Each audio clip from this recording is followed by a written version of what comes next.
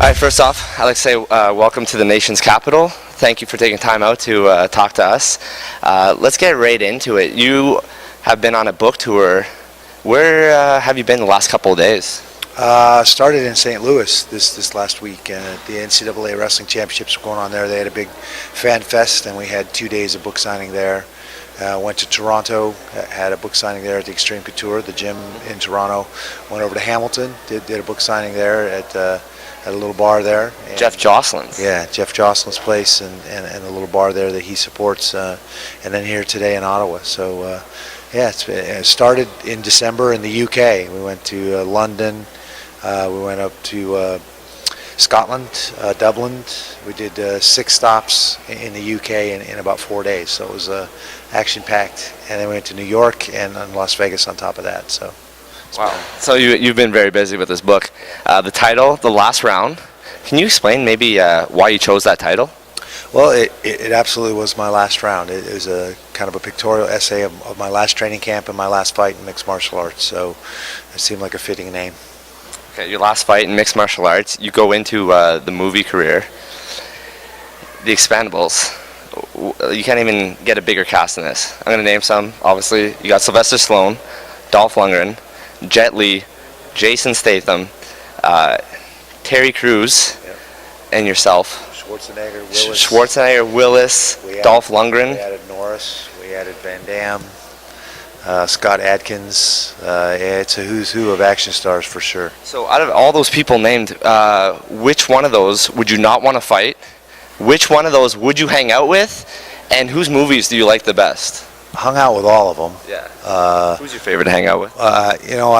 I had the most fun with Terry Crews and Dolph Lundgren. They're the guys I spent the most time with in the movie and was in the most scenes in the movie with, and so we got to know each other pretty well, both in the first and second movie. And in a lot of ways, our characters are kind of the backbone of the movie. And obviously, there's the marquee guys, Statham and Stallone, who are the 2 lead characters in the Expendables, and of the Expendables. So I had a lot of fun with them. Got to hang out with Bruce Willis, and he's always very nice. I did another movie with him last year called Set Up, and got to know him a little bit. Been around Schwarzenegger a ton through the Arnold Classic, and yeah, he's an amazing guy. I've heard him speak publicly on 3 occasions now, and he always blows me away every single time. Off the cuff, very articulate. Very, most people think of him as I'll be back, and he's actually a very, very smart guy. And same thing with Sly. I mean, wrote Rocky, Rambo, wrote the first Expendables. I mean, the guy's brilliant. He knows the industry. He knows exactly what he needs to do. We're probably going to start shooting Expendables 3 here in the fall after Expendables 2 comes out in August. That's large. Which one wouldn't you fight out of all those people, though? I would fight any of those guys. I mean, the guy that I think is probably the most akin to a fighter would be Dolph. He's still doing Kyokushin karate. He trains at a high level. He's done some full contact stuff.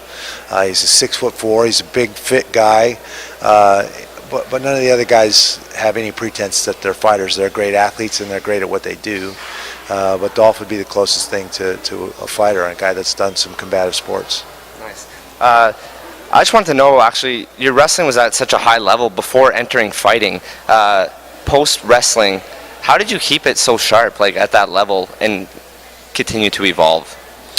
I think just having an open mind, being willing to put myself out there. I realized that if I thought wrestling was the be-all, end-all, I probably wasn't going to progress anymore and learn the other things I needed to learn. So I think it was all a mindset, being willing to get tapped out, being willing to get potentially knocked out or kicked in the head or punched in the face, and not kind of resting on the wrestling laurels that I had coming into the sport.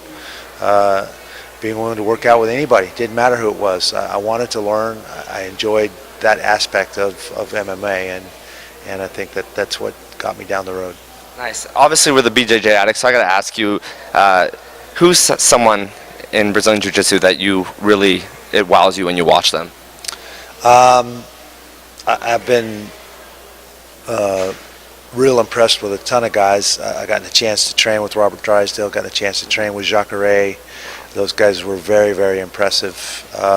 Learned some of my first jiu-jitsu from John Donahue, who trained with the Machados, was a black belt under the Machados. Higan Machado was an amazing practitioner of jiu-jitsu, and not somebody we ever really got to see in MMA. So those were all guys that I liked.